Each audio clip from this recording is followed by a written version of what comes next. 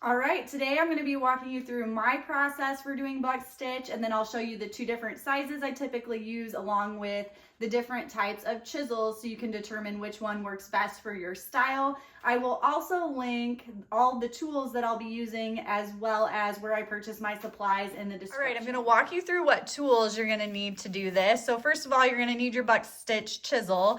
This one is actually made to be used with 532-inch wide Buckstitch. I use it for 5mm wide. It is a little bit tougher sometimes to pull it through your punched holes, but this is what I use and it works for me. This is for 3mm wide lacing, and it will produce a slightly different style, the angled chisel versus the straight chisel. And I'll show you the difference between those two here in just a little bit. I'll give you examples of each so you can decide what you want to use for your next project. And then the other tools you're going to need are Buckstitch needles.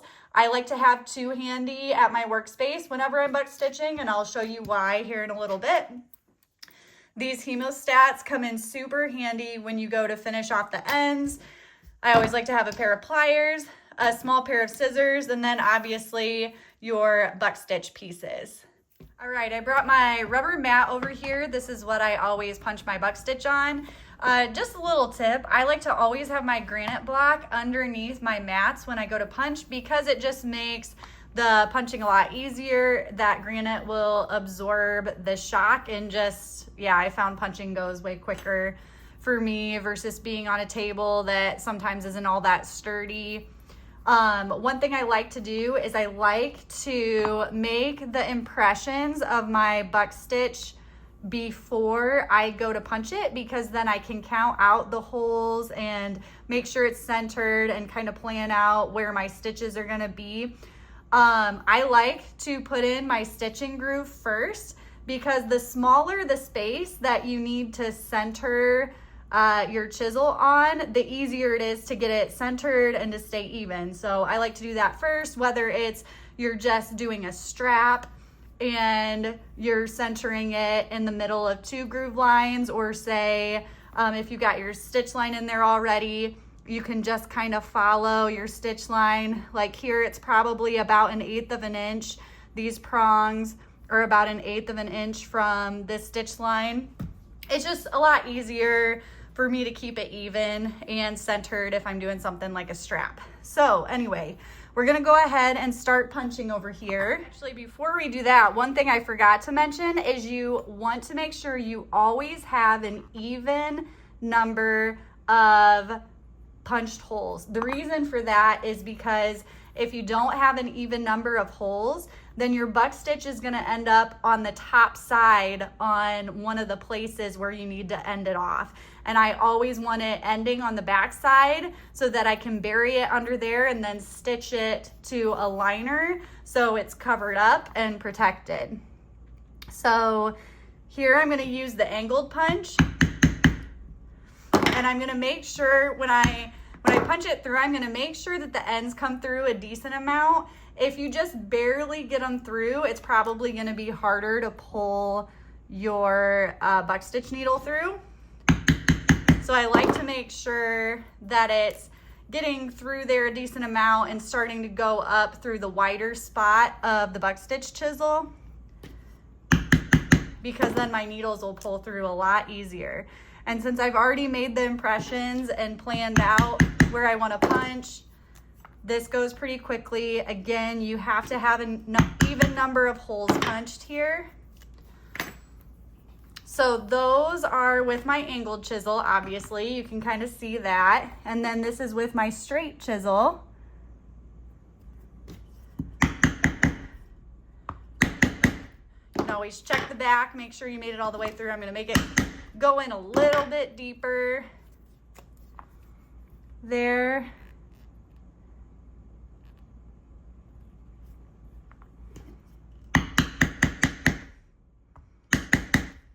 All right, now we're ready to Buckstitch. All right, I'm gonna start out with my straight chisel and the 3mm lace, and In order for me to figure out the length of Buckstitch to cut, typically what I'm going to be doing, at least when I'm using 9 to 10 ounce leather, if your leather is thicker, then you're going to need more. But I will measure the length of my Buckstitch stitches. So these are about 3 inches. I'll double that. And so we've got 6 inches, and then I'll add an inch or 2 for the tails. So just to be safe, I'm going to cut off about 8 inches here. I actually cut this one a little bit longer, but it's because I didn't measure it. So anyway, we should have plenty, but that's how I usually figure, just to be safe. And what I'll do is usually I have these cut at an angle, and I'll chop off the tip and then slide that as far in as I can. If I'm having trouble because of those little prongs that hang onto the Buckstitch, I'll take my second needle and slide it in here to kind of open that up. It's hard to do now because I did already get my Buckstitch in there, but I'll slide it in here and then twist it to open it up and then be able to better slide my Buckstitch in here. It fell out, so I'll go ahead and show you.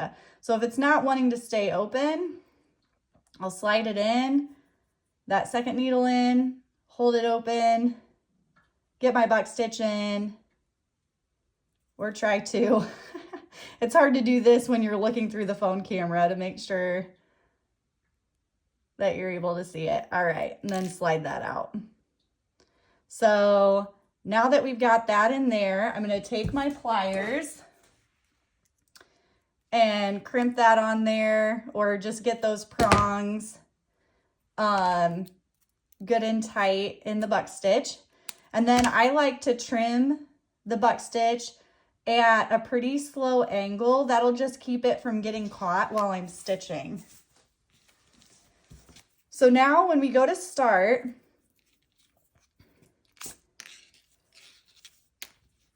I'm going to want to make sure that the smooth side of my Buckstitch is facing up on the top side of my leather. I'm going to leave about an inch tail. And then my first 2 stitches are going to look a little bit different than the rest because, okay, so I've got the top side of my Buckstitch on the right. And then when I come back down through, I want to make sure this isn't twisted, but that the top side then is on the left of my stitch. And then you'll have the right side up here. I'm going to leave a loop, and I'm going to do that for the first couple of stitches. Okay, you want the opposite on the back. You want the flesh side on top on the back. And so our first 2 stitches are going to look different because you're going to leave them in a loop just like this so that they'll be ready to finish off. And then the next stitch can be pulled down tight. I'm going to pull this one down nice and tight. It's just those first 2 stitches that I worry about leaving the loop. And for the remainder of this, while you're trying to finish it up, you just want to make sure that on the top side of your leather, you're seeing the top side of your Buckstitch. And on the back side of your leather, you're seeing the flesh side of your Buckstitch.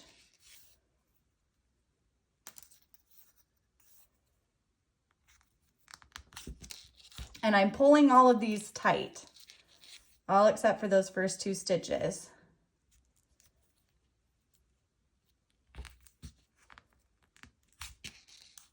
So remember, in order to make sure that you're getting the flesh side in the right spot and the top side in the right spot, is your flesh side on the bottom side of your leather should be pointing out on either side when you go to pull down that stitch.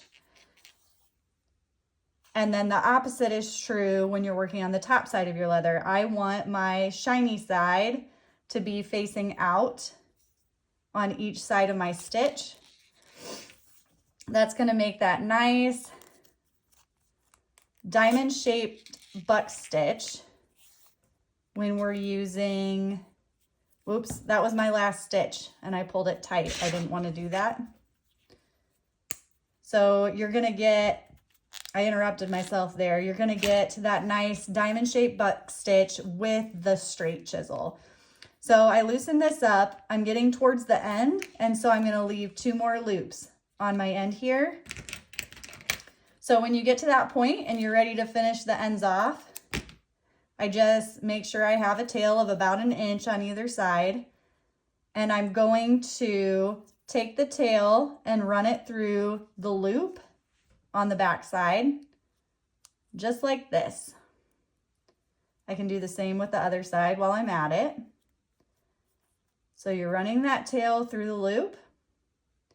Now, we're going to pull all the slack out of that backside loop from the top side. So I'm going to take my hemostats and from the bottom of the stitch, I'm going to pull all that slack out.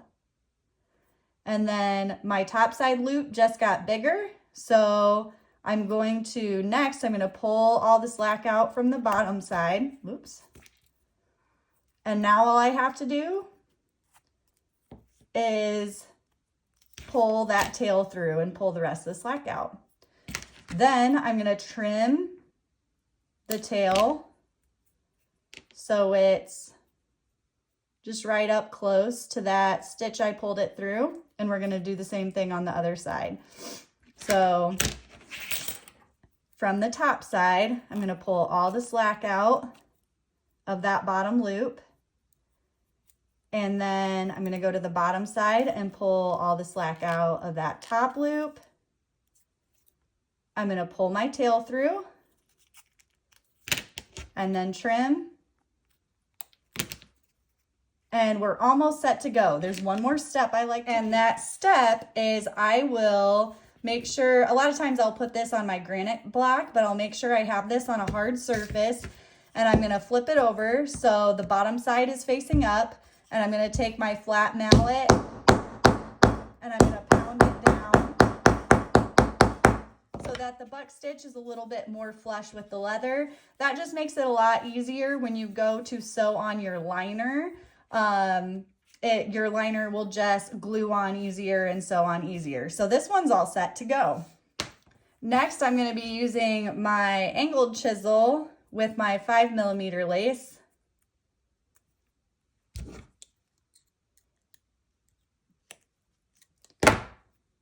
Gonna get that buck stitch trimmed so it's easier to pull through. And then same as with the other one, you're gonna leave a 1-inch tail just about, and then you're gonna leave 2 loops or a loop on each of the first 2 stitches here.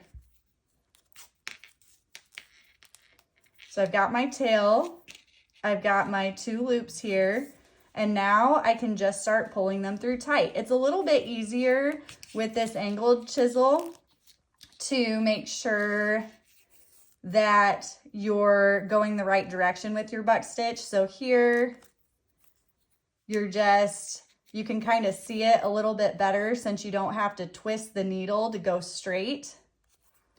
You just want your flesh side up on the back, and then your top side up on the front.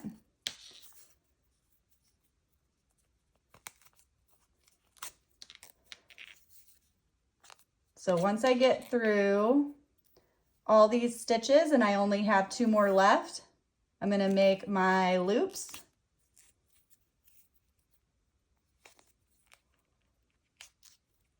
Just take off my needle there.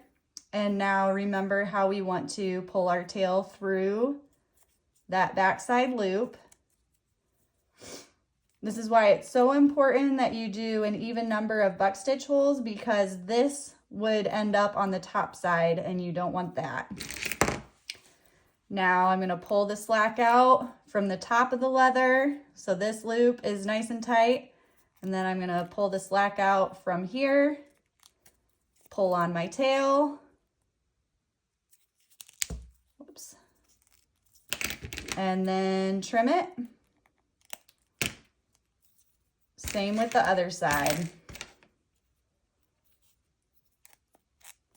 Pull the slack out on both sides. Pull the tail through, trim, and then your last step is going to be pounding the buck stitch. You always want to do that from the back side so that you're not marking up the top side of your leather. Then you're all set to go.